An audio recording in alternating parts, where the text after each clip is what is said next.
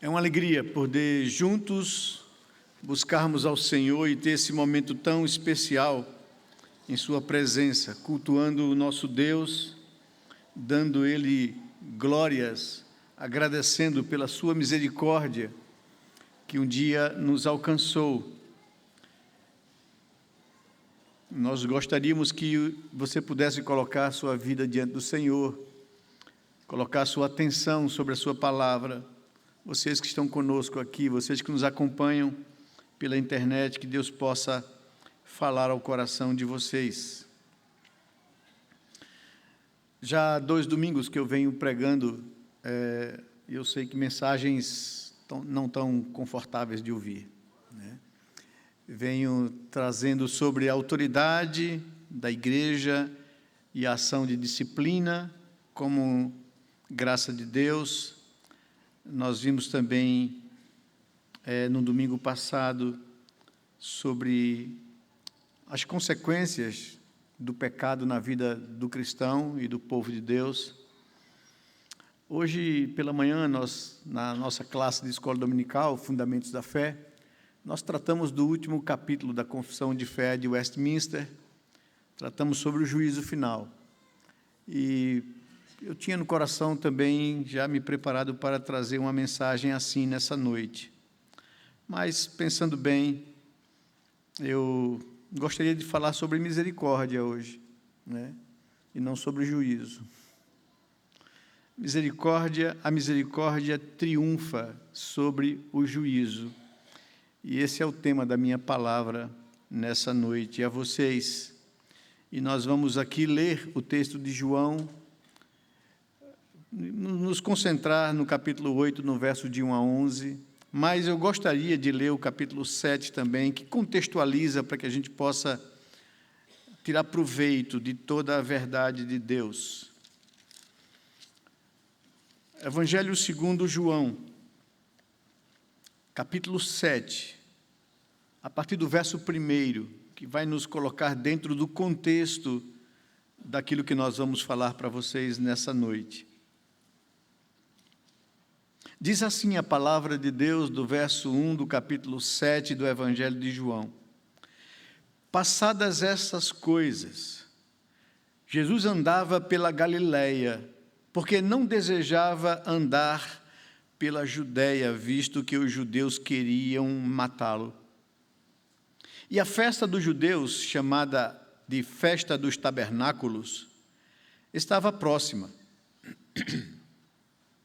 Então os irmãos de Jesus se dirigiram a ele e disseram: deixe este lugar, a Galileia, e vá para a Judéia, para que também os seus discípulos vejam as obras que você faz.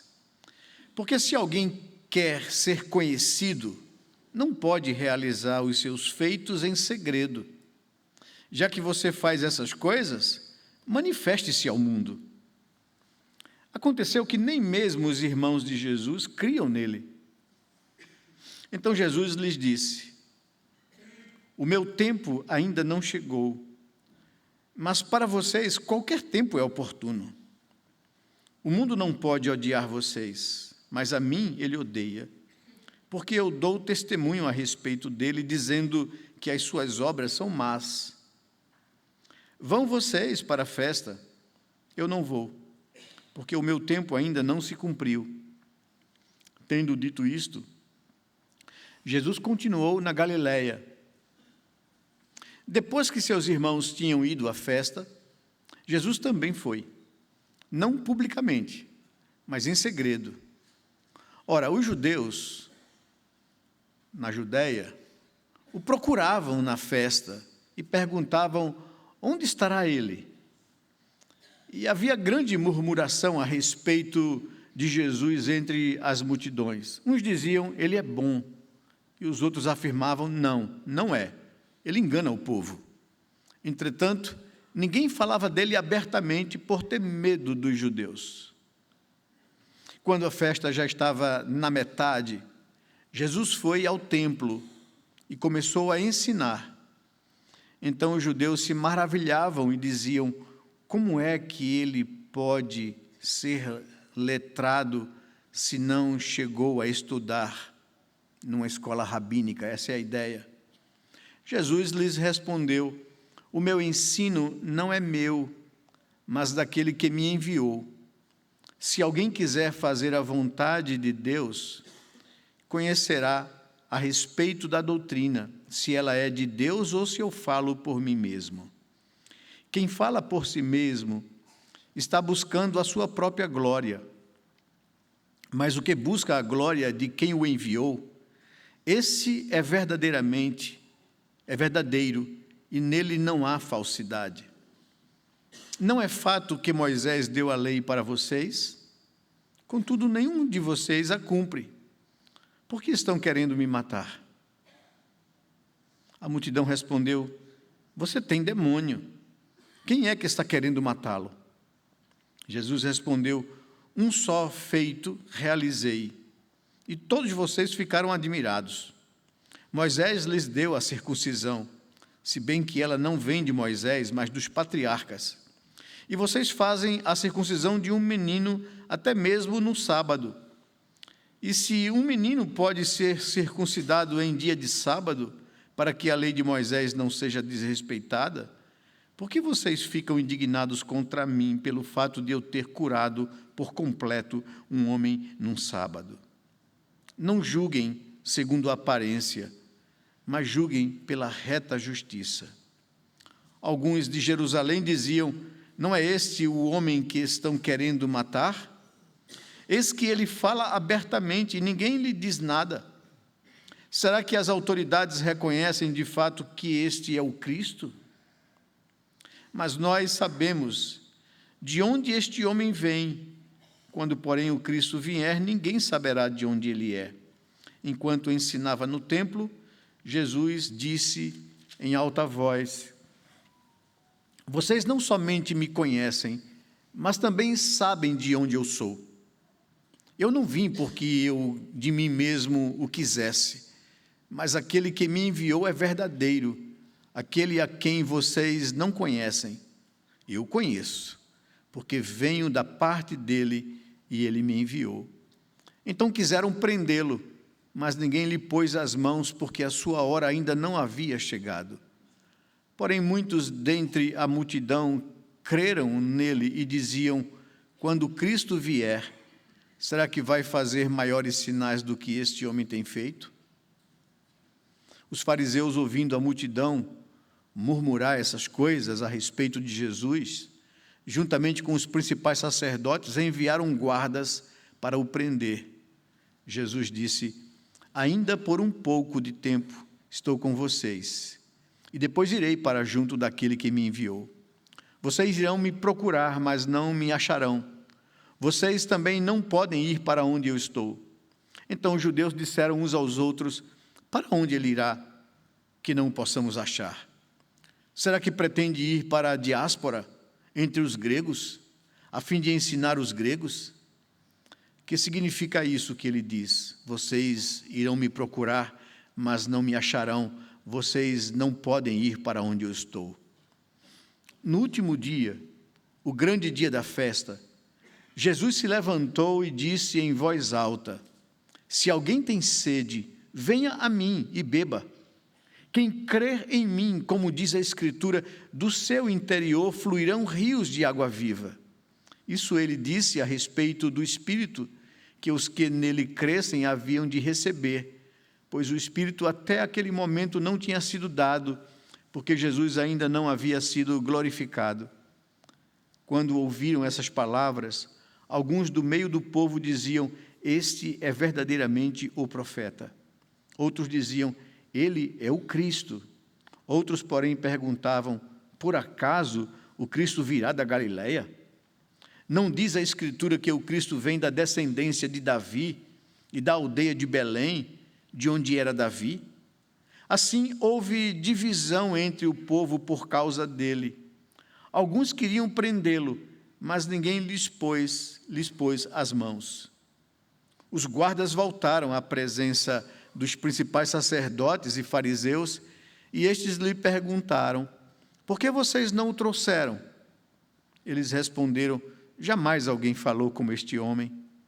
Os fariseus disseram aos guardas: será que também vocês foram enganados? Porque por acaso alguma das autoridades ou alguns dos fariseus creu nele? Mas esse povo que nada sabe da lei é maldito. Nicodemos, um deles, que antes tinha ido conversar com Jesus, perguntou-lhes: será que a nossa lei condena um homem sem primeiro ouvi-lo e saber o que ele fez? Eles responderam: por acaso também você é da Galileia?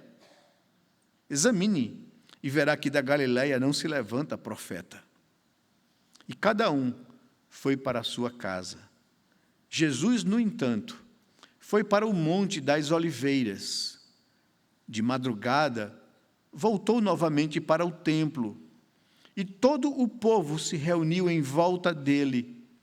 E Jesus, assentado como um mestre, os ensinava.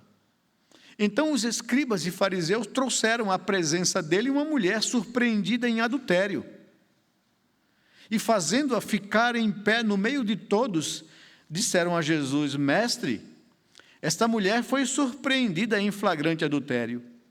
Na lei, Moisés nos ordenou que tais mulheres sejam apedrejadas. E o Senhor, o que tem a dizer? Eles diziam isso tentando para terem de que o acusar. Mas Jesus, inclinando-se, escrevia na terra com o dedo. Como eles insistiam na pergunta, Jesus se levantou e lhes disse: quem de vocês estiver sem pecado, seja o primeiro a atirar uma pedra nela. E inclinando-se novamente, continuou a escrever no chão.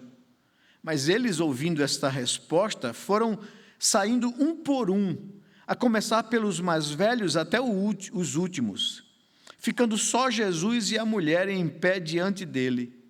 Levantando-se Jesus, perguntou a ela: mulher, onde estão eles? Ninguém condenou você? Ela respondeu: ninguém, Senhor.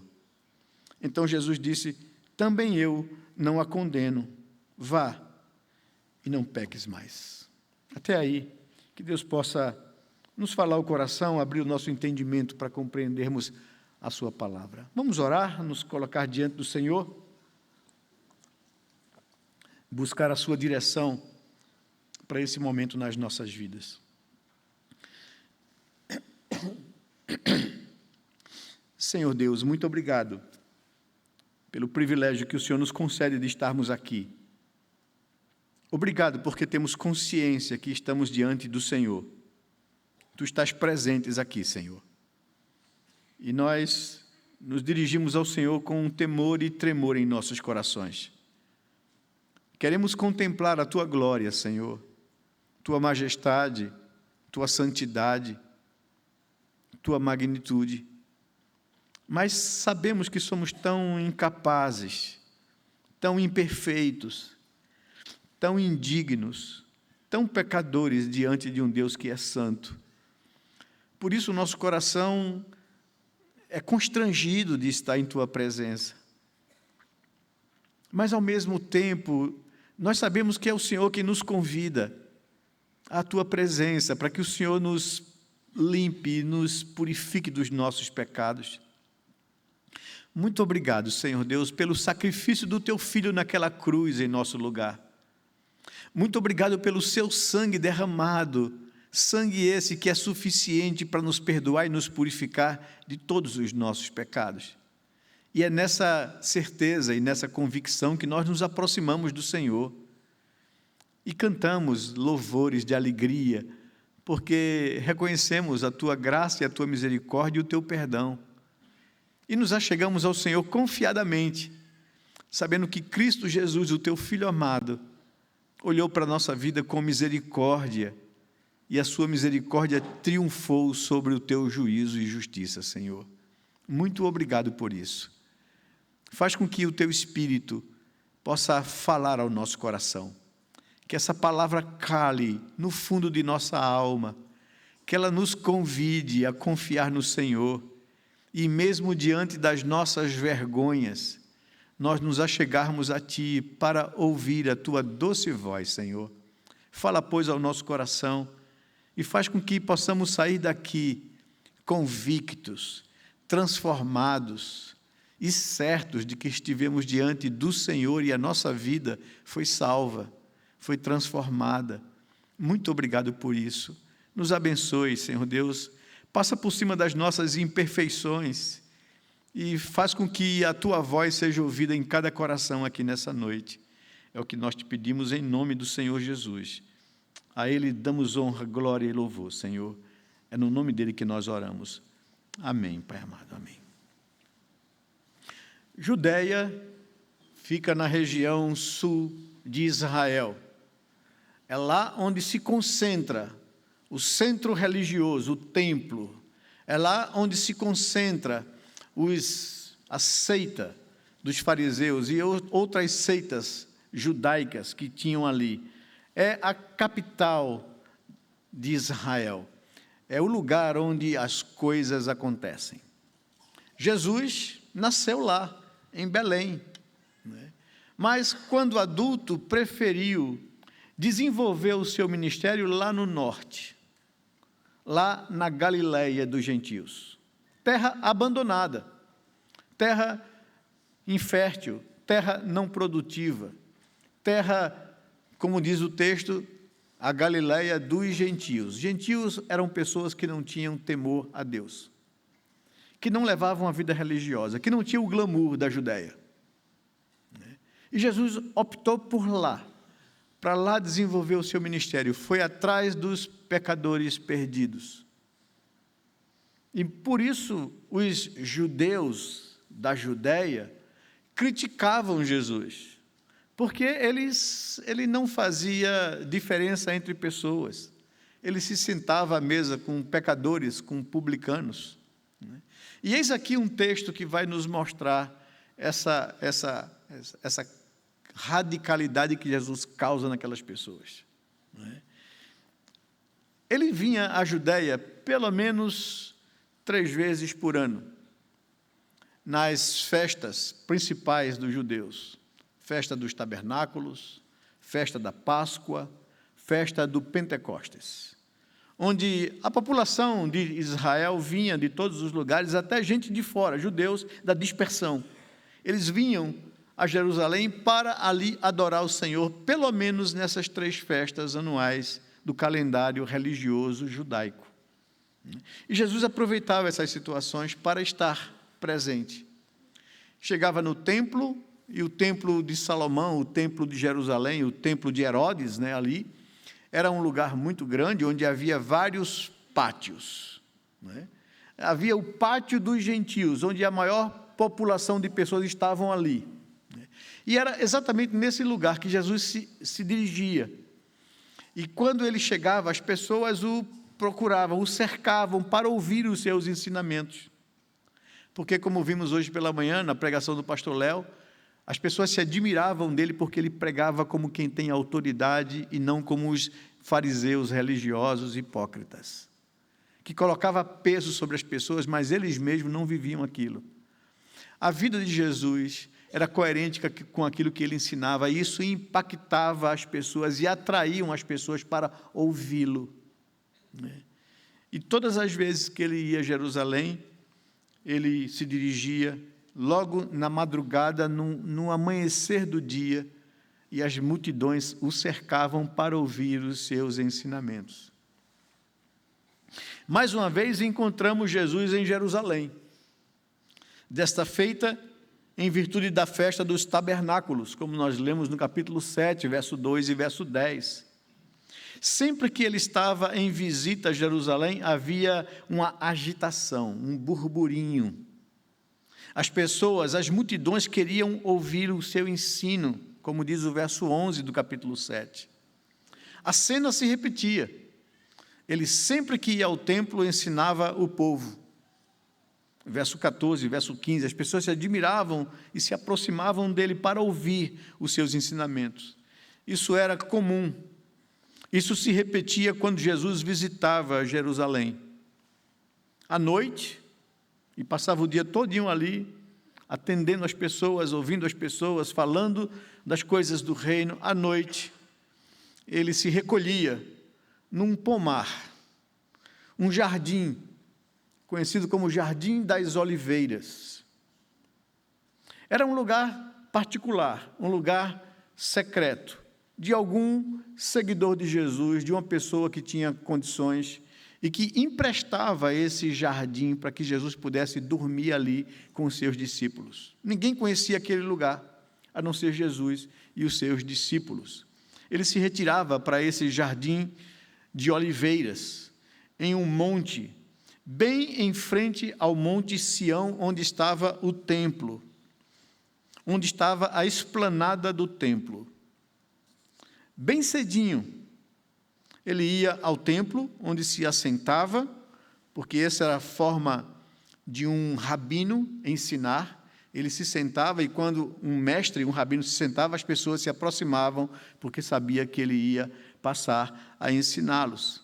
E quando Jesus fazia isso, se assentava para, com a autoridade de um mestre, ensinar a lei ao povo que ouvia com muita expectativa. O verso 15 do capítulo 7 diz que os judeus se admiravam do seu ensino.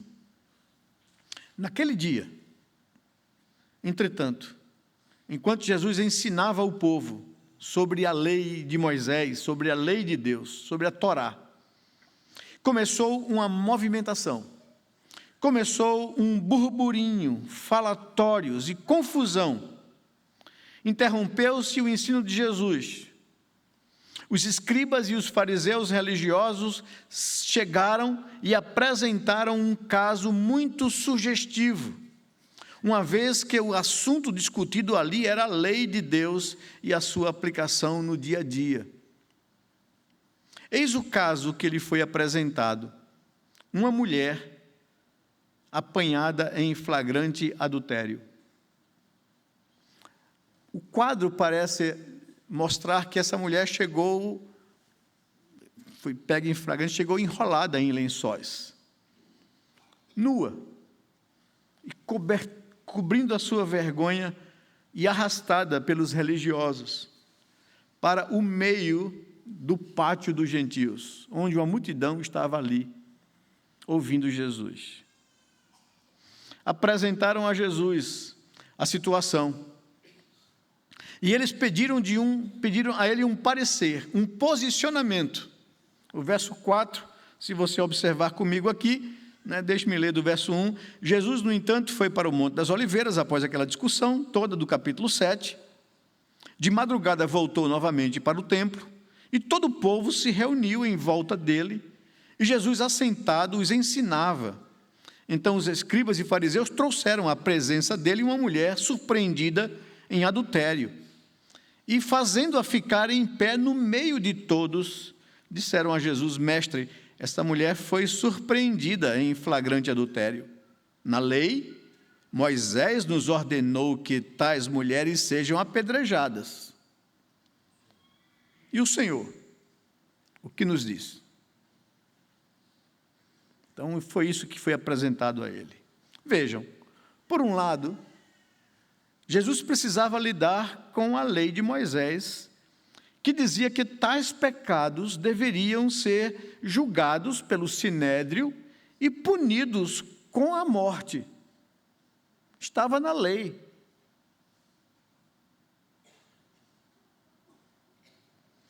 E ele já havia dito, em certa feita, rebatendo as falsas acusações que ele viera desfazer a lei de Moisés e trazer novas leis. Jesus já havia dito que eu não vim revogar a lei, ao contrário, eu vim cumpri-la.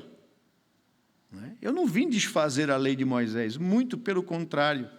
Mateus capítulo 5, verso 17, ele afirma isso, pelas acusações que eram contra ele. Esse homem não respeita a lei, não respeita a Torá, não respeita Moisés.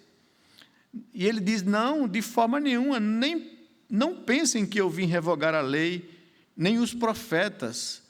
Não vim revogar, eu vim cumprir. A lei se completa em mim. E ele passa a ensiná-los, como o nosso pastor Léo tem exposto, o Sermão do Monte, que é, de fato, uma recapitulação ou ensino adequado do que a lei dizia.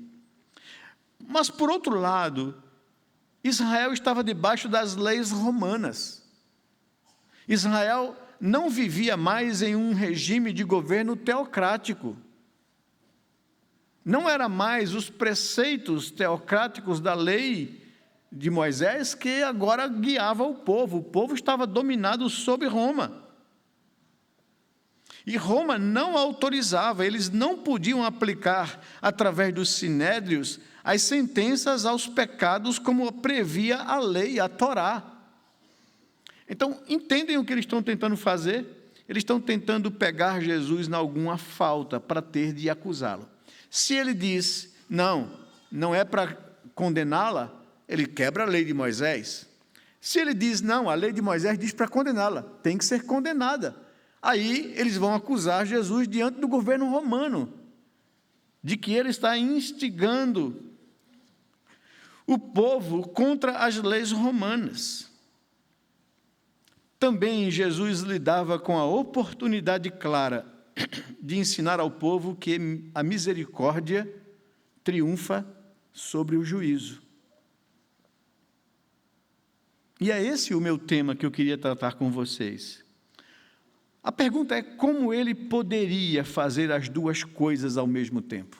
Não quebrar a lei de Moisés, nem quebrar a lei romana. Como Jesus poderia fazer? O que fazer diante da real gravidade do pecado, da quebra do sétimo mandamento, da quebra da santidade do sexo que foi criado por Deus para a felicidade do homem e da mulher numa relação de compromisso de casamento? O que fazer diante da real gravidade do pecado ali exposto? Aplicar o juízo ou exercer misericórdia? Vejamos o texto para saber o que está em jogo, pois aparentemente os religiosos fariseus colocaram Jesus contra a parede. E era essa a intenção para ter de que o acusá-lo. Por isso eu convido vocês a pensarem comigo sobre o que o texto propõe, o que Jesus propôs em todo esse contexto, que a misericórdia de Deus, ela triunfa sobre o juízo.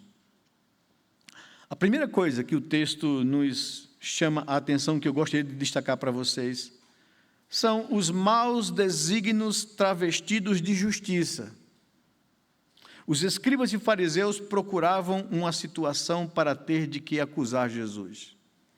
E usa algo concreto de pecado, com um cheiro de justiça, de zelo pela lei, mas com os desígnios maus no coração. Eram maus desígnios travestidos de justiça.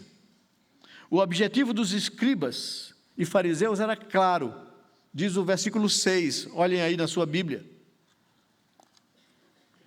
O autor João diz que isto diziam eles para terem de que o acusar. Queriam pegar Jesus em alguma falta, em alguma contradição. Eles tramaram contra Jesus para apanhá-lo em alguma contradição. Eles trouxeram aquele caso para Jesus para o deixarem sem saída. E são cínicos e irônicos. Mestre, eles diziam que Jesus era um falso, agora eles chamam ele de rabino. Mestre, esta mulher foi pega em flagrante adultério, e na lei Moisés nos mandou apedrejá-la. Tu, pois, o que dizes? Olha, não falaremos sobre a falsa lisonja de chamarem Jesus de mestre, pois o que eles queriam mesmo era terem de que o acusar, diz o verso 6. Mas vamos nos focar na situação da pobre mulher. Eu queria que você olhasse para essa mulher, que ainda que pecadora e adúltera, estava agora exposta de forma constrangedora, de forma vergonhosa, diante de todo o povo, no pátio dos gentios. Imagina a cena, né? Estamos todos aqui sentados ouvindo a palavra de Deus e de repente chega alguém arrastando uma mulher ali seminua e coloca ela aqui na frente, diante de todas as pessoas. E faz uma acusação pública contra ela. Essa mulher foi apanhada em flagrante adultério aqui. E claro, os olhos de todas as pessoas vão fulminar aquela mulher, reprovar aquela mulher. Mas se coloque no lugar dela por algum momento. A exposição, a humilhação, a vergonha pública.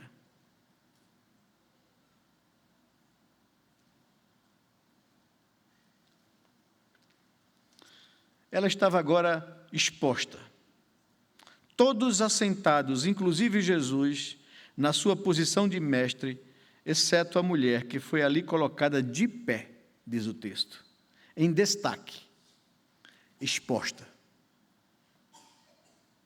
Imagine você, naquela situação, tendo seus pecados mais obscuros sendo expostos aos olhos de todas as pessoas daquela maneira.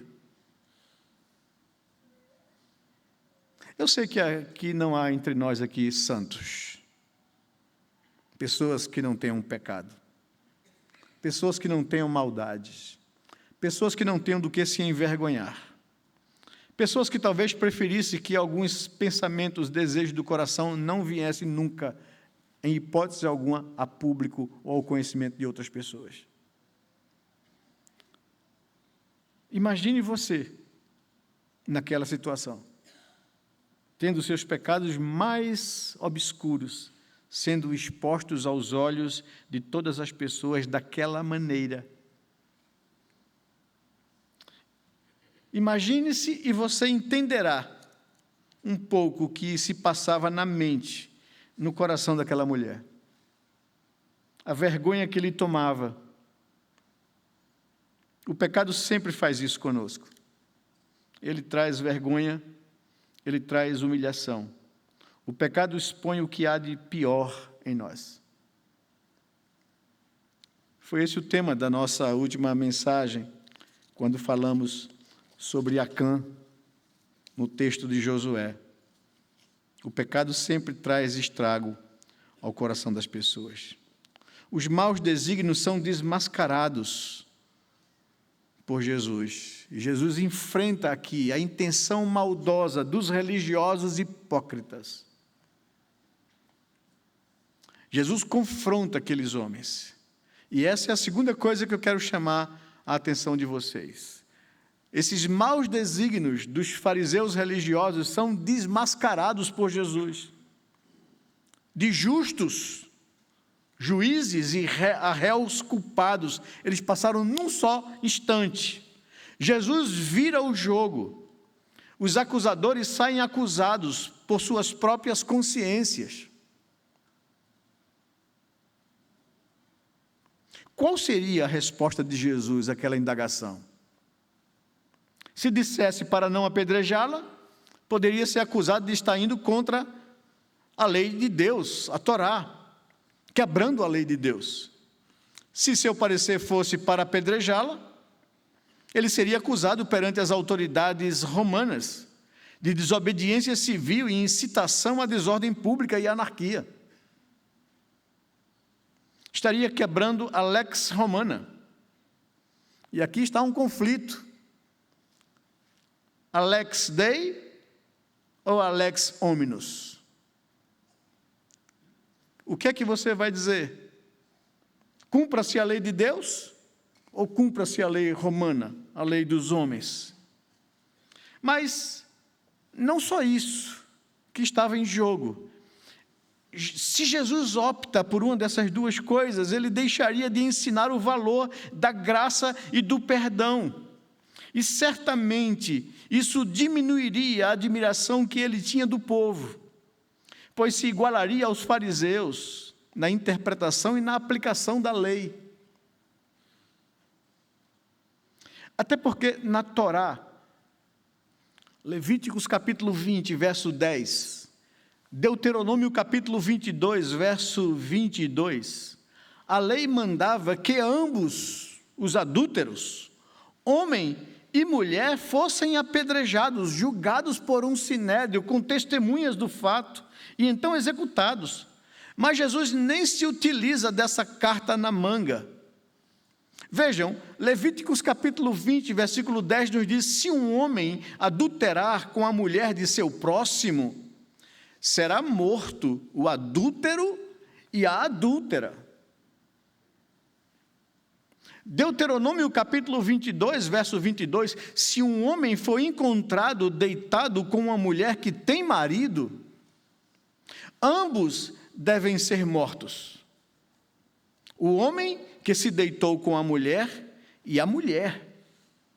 Assim vocês eliminarão o mal de Israel. Essas leis, por mais duras que nos possam parecer, Deus estava protegendo o casamento, Deus estava protegendo a família, Deus estava protegendo a exclusividade do casamento.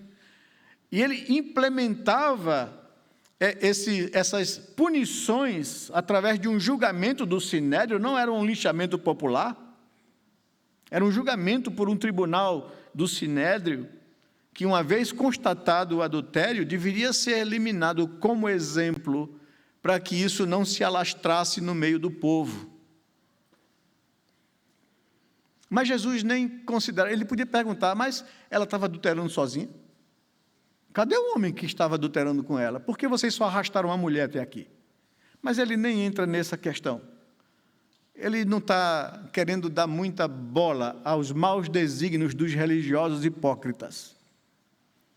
Ele está tentando desmantelar essa má intenção e usar de graça e misericórdia para alcançar uma vida e recuperar uma alma.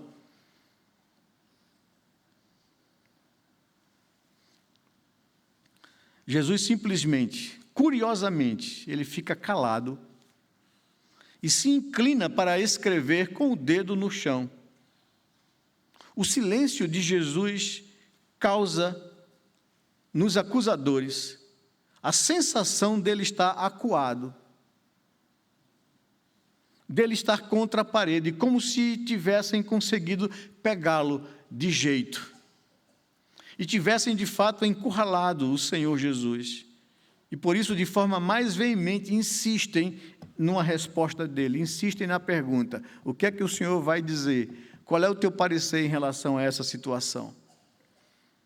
Enquanto toda essa trama acontecia, a mulher ainda estava ali, estática, coitada, com todos os olhares sobre ela, olhares de reprovação, olhares de acusação. Até por isso, Jesus se levantou, saiu da sua autoridade como rabino e ficou de pé. E disse algumas palavras, fez um desafio. Depois se assentou novamente e volta a escrever com o dedo no chão. Mas o que ele teria dito e feito que causou tão forte impacto e mudou tão drasticamente aquela cena? Porque diz o texto que todos eles, do mais velho ao mais jovem, saíram dali acusados pela sua própria consciência. O que Jesus falou para mudar o jogo? Primeiro, os acusadores queriam ter do que acusar Jesus, mas agora, ouvindo eles a resposta de Jesus, e acusados pela própria consciência, saem um a um, ficando só Jesus e a mulher no meio onde ela estava. O pátio esvaziou. A multidão saiu constrangida. Os acusadores, acusados pela própria consciência, um a um saiu, do mais jovem ao mais velho. Há três coisas importantes a serem destacadas aqui. Primeiro, Jesus se levanta da sua posição de autoridade para proferir as palavras, fazendo com que os olhares saíssem da mulher e se voltassem para ele. Ele chama a atenção para ele, talvez até para aliviar o constrangimento e a humilhação que aquela mulher estava exposta e passando. Depois, ele se assentou novamente, mostrando que a sua autoridade independe de posição ou de posto. Porque essa era uma coisa muito importante para um rabino, para um mestre. Quando ele se assentava, todo mundo se calava. Hoje é o contrário, né? A gente fica de pé para que as pessoas se calem e observem, vai começar o culto. Está chegando aqui. Naquela época se assentavam e todas as pessoas se aproximavam para ouvir o seu ensino. Mas Jesus, independente de estar sentado e de estar em pé, ele tem autoridade e a sua palavra constrange o coração das pessoas. Ele se assentou, mostrando que sua autoridade independe de sua posição ou posto. Mas o que ele nos chama mesmo a atenção, o que nos chama mesmo a atenção é o fato de vermos a compaixão de Jesus quando ele chama a atenção de todos para si. Ele então está aqui de alguma forma protegendo aquela mulher, tirando aquela mulher do foco para chamar a atenção para ele. Mas, em segundo lugar, eis as palavras que ele profere: aquele que dentre vós estiver sem pecado, seja o primeiro que lhe atire a pedra. Porque apenas essas palavras causariam tão forte impacto, tanta frustração e constrangimento naqueles que têm prazer no juízo e no vexame alheio? Por que causou aquele constrangimento? Bem, veja, no texto original, no texto grego, percebe-se que Jesus estava lidando com o pecado de adultério de forma específica quando fala daquelas palavras. Jesus não está generalizando aqui, ele está especificando. Ele não está dizendo assim, aleatoriamente, quem não tiver pecado seja o primeiro. Não, não é isso que está aqui acontecendo. O que ele está especificando: vocês estão acusando essa mulher de adultério, e que a lei manda que ela seja apedrejada. Então, quem de vocês não tiver esse tipo de pecado na sua vida, seja o primeiro a condená-la e a tirar a pedra nela. É isso que Jesus está dizendo. Por isso, do mais velho ao mais jovem, eles saem dali constrangidos pela sua própria consciência e acusados pela sua própria consciência. Lembram do ensino do Sermão do Monte, quando Jesus reinterpreta o 7º mandamento, que trata da santidade do sexo? Como a gente deve proteger isso que Deus nos criou com isso, e é uma coisa santa e pura, e que é uma coisa que foi estragada por causa da queda. Jesus diz: olha, os fariseus ensinam a vocês, não adulterarás. E quando eles ensinam isso, ele está dizendo que adultério é só quando você se deita com uma mulher que não seja sua, ou com uma mulher de outro homem. Mas eu, porém, digo a vocês que a intenção do mandamento não se restringe apenas a isso. O mandamento aborda como eu lido com os meus desejos, como eu lido com os meus hormônios, como eu lido com a minha sexualidade. Porque se qualquer homem olhar para uma mulher com intenção impura, diante de Deus, no coração, ele já caiu nesse mandamento, ele já adulterou com ela. Então, a abrangência do mandamento não está reduzida ao ato, mas à intenção do coração, ao desejo do coração. E diante de Deus, que conhece o meu coração, que conhece o meu interior, que conhece as minhas intenções, eu estou desnudo diante dele. Então, Jesus está aplicando isso. Quem de vocês for livre e não for acusado por esse tipo de pecado, seja o primeiro a condená-la. E por isso eles saem ali constrangidos, acusados pela sua própria consciência. É isso que Jesus está destacando aqui para aqueles homens. Ele está chamando a atenção para isso. Além do mais, o cenário indica que toda aquela situação havia sido tramada pelos escribas, pelos fariseus, com o intuito de pegar Jesus, apesar da gravidade do pecado praticado. Não se nega o pecado e a gravidade do pecado daquela mulher, mas, ao mesmo tempo, Jesus está tratando os maus desígnios e a hipocrisia do coração dos religiosos, que se achavam mais justos.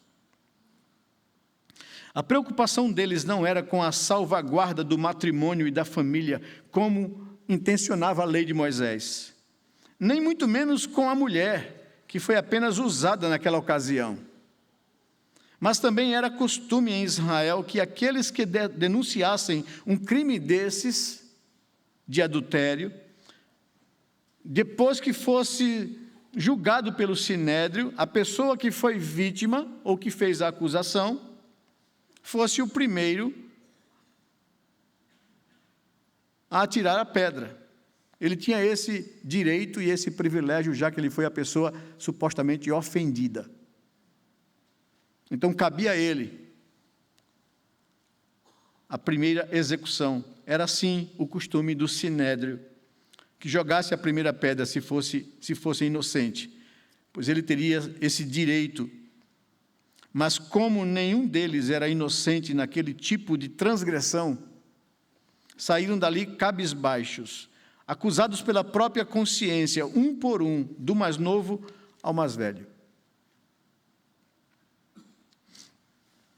Você pode ter uma compreensão melhor disso quando José, que estava comprometido com Maria, desposado com ela, prometidos em casamento, Maria acha-se grávida.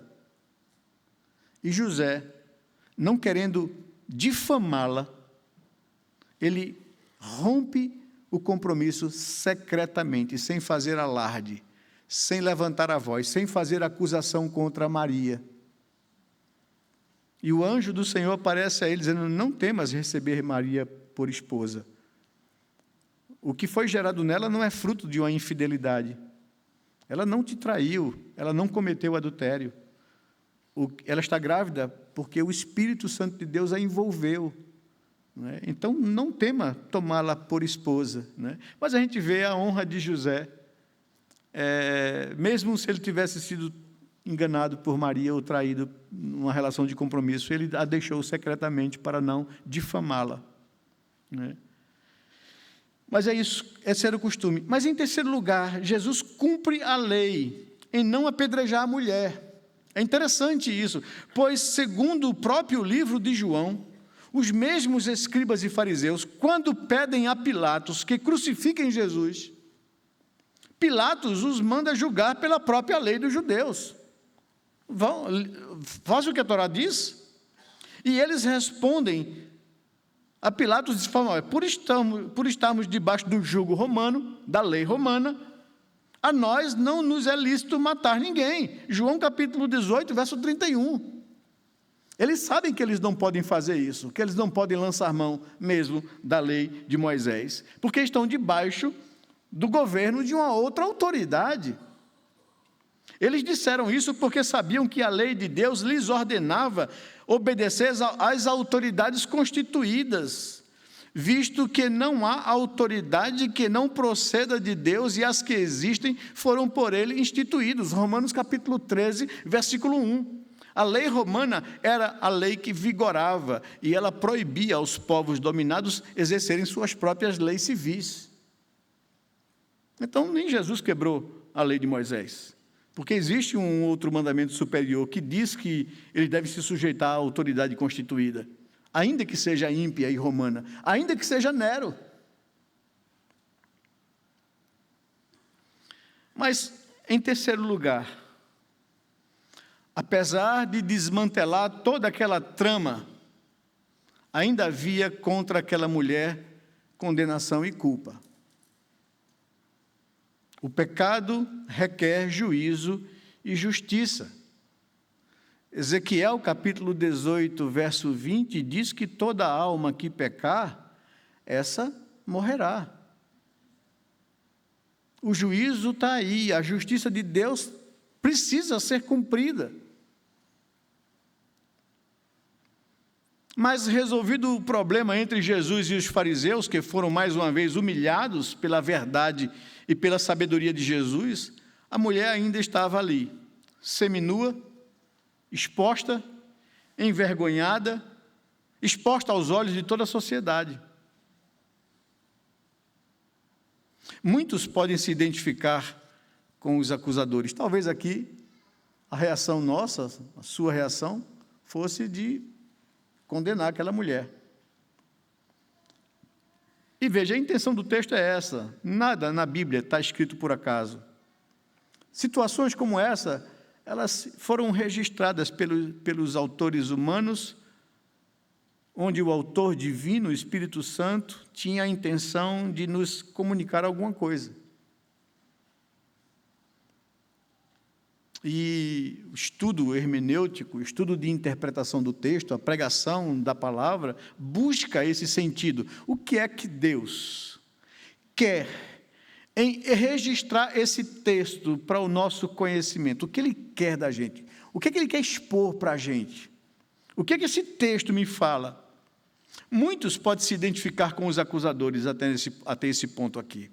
Infelizmente, nós somos ávidos em apontar o erro dos outros. Mas esquecemos de que, muitas vezes, cometemos exatamente aquilo que condenamos. Aquele que julga está em pé, cuidado para que não caia. Romanos, capítulo 2, versos de 1 a 4, o apóstolo Paulo, escrevendo aos Romanos, fala sobre essa inclinação do nosso coração de ser juiz dos outros e julgar de forma moralista e, muitas vezes, sem misericórdia.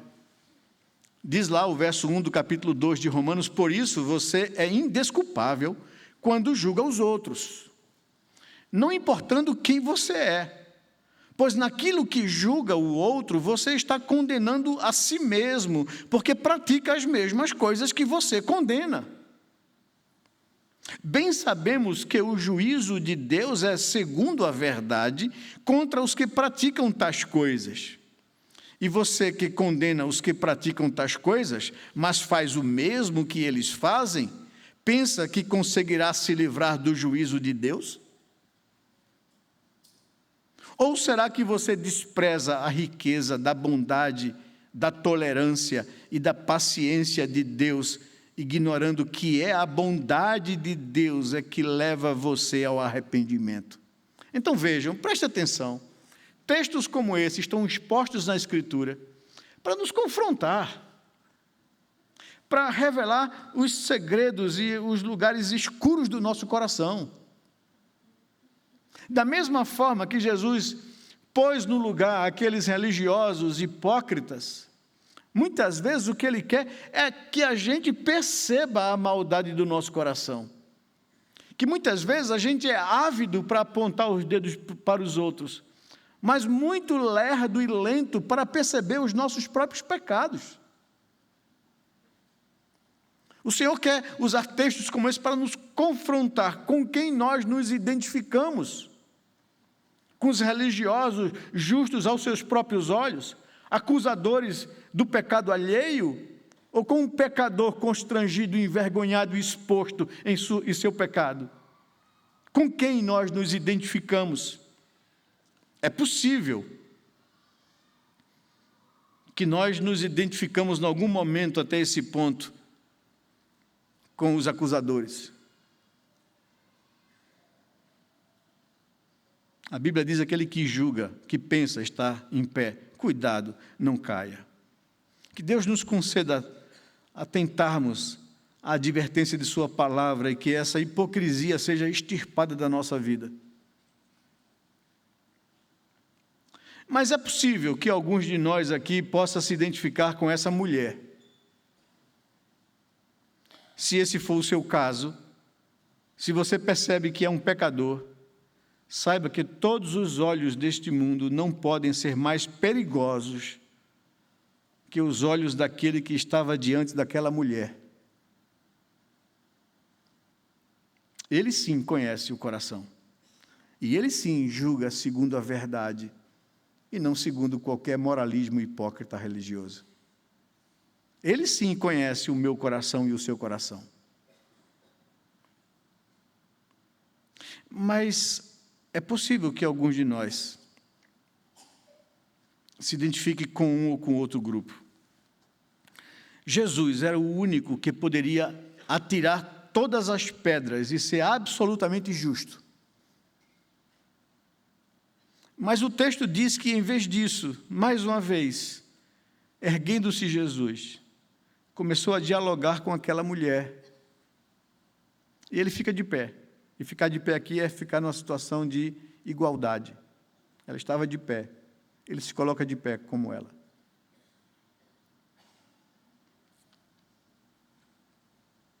E ele pergunta àquela mulher: onde estão os teus acusadores? Ninguém te condenou? Seus olhos, em lugar de ódio e julgamento, naquele momento, foram olhos de compaixão, olhos de misericórdia, olhos de perdão. E ele diz para ela: eu tampouco te condeno.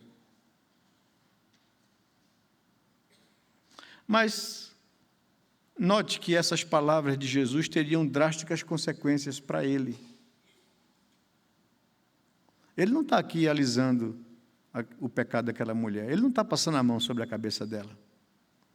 Ele está querendo comunicar a ela alguma coisa, como quer nos comunicar também. Essas palavras, eu tampouco te condeno, traria sobre ele drásticas consequências, pois ele ainda tinha a lei que condenava aquela mulher, não só para a morte por apedrejamento, mas para a morte eterna, para o inferno de fogo, para a condenação, para o sofrimento eterno,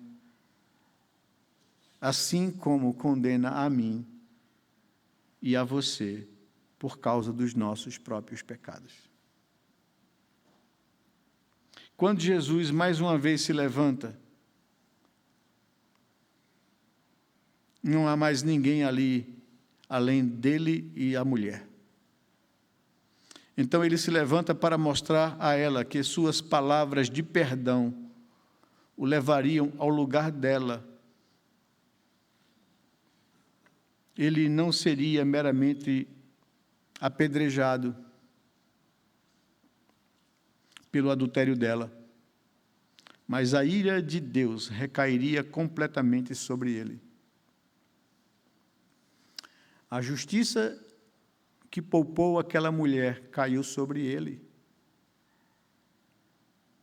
A justiça que poupa a minha vida e a sua vida caiu sobre ele. O juízo e a justiça de Deus têm que ser exercida.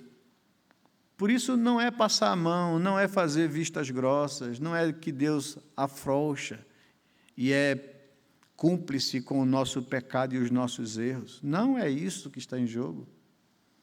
Só Ele poderia conceder perdão àquela mulher, porque Ele pagaria o preço da culpa dela. É isso que o texto quer nos ensinar e nos apontar. Essa misericórdia e essa graça, para que ele pudesse dizer essas simples palavras de perdão, diz o profeta Isaías, ele foi ferido por causa de nossas transgressões. Ele foi moído por causa das nossas iniquidades. O castigo que nos trouxe paz recaiu sobre ele, e por seus sofrimentos nós fomos sarados.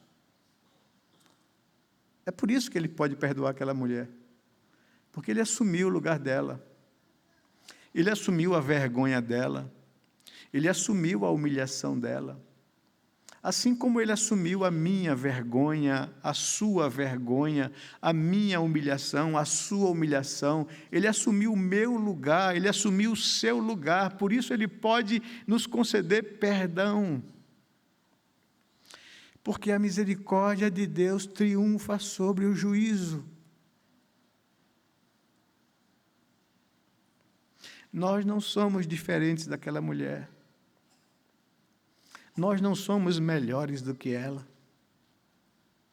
Nenhum daqueles homens, seus acusadores, por mais religiosos que fossem, eram melhores do que ela, porque todos eles saíram dali acusados pela sua própria consciência.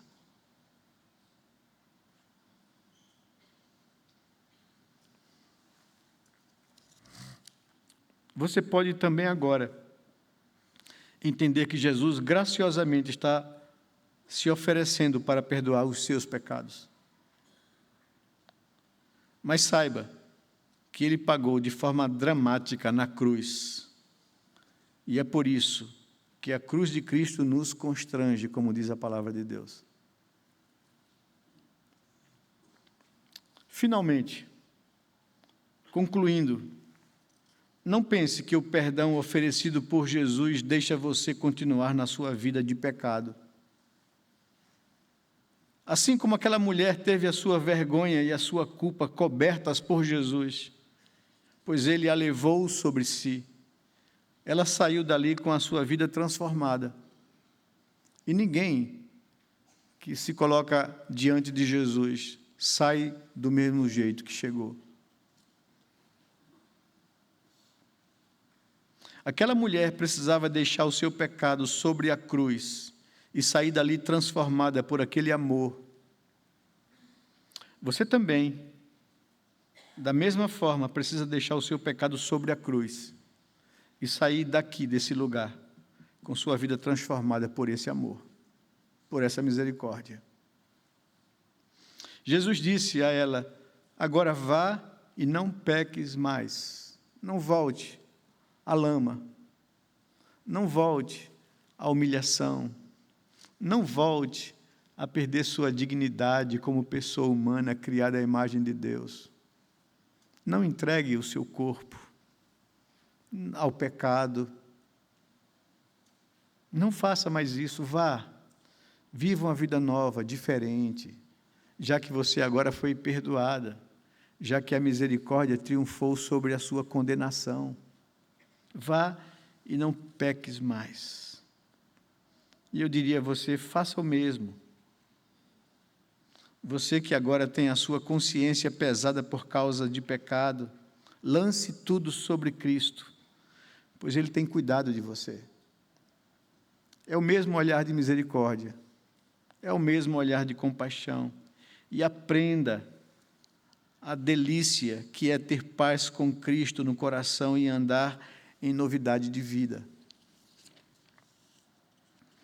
Note que as únicas palavras dessa mulher foram: ninguém, Senhor. Ninguém. O mesmo é suficiente para você aprender que se Cristo lhe libertar e salvar, o seu pecado será completamente esquecido por Ele. Afinal, ainda que sejamos sujos de pecado, nenhuma condenação há para aqueles que estão em Cristo Jesus. Ainda que o nosso pecado seja vermelho como a escarlate, ele tornará branco como a lã. Essa é a proposta da graça do Evangelho de Cristo Jesus. É para isso que Deus nos chama. Não há entre nós nenhum justo, nem sequer um. Todos nós pecamos. E todos nós carecemos da graça e da misericórdia de Deus. Uma última palavra de aplicação, tornando isso prático nas nossas relações de irmãos. Lembre-se do conselho da palavra de Deus: se teu irmão pecar contra você, ou se você souber do pecado do seu irmão, não saia por aí expondo a sua vida e o seu pecado, não o humilhe, não traga ele à arena pública.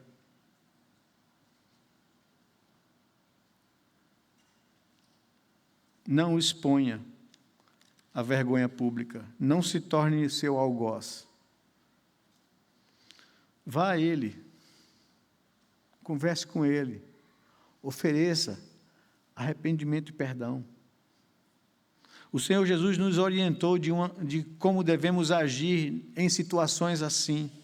Vá a Ele só, questione-o, proponha a Ele conserto, reparo, reconciliação, leve-o a arrependimento, porque se ele se arrepender, você ganhou uma vida, você ganhou seu irmão, você livrou multidão de pecados. É isso que o Senhor está fazendo na prática aqui. Seja um agente da graça de Deus. Tenha a coragem de agir como a Bíblia nos diz que devemos agir, porque fazendo assim cobriremos multidão de pecados. A vida daquela mulher cessou ali, a vida de pecado delas. E ela não mais voltou àquilo. Ela saiu dali transformada pela misericórdia. A misericórdia triunfa sobre o juízo. Que Deus nos abençoe.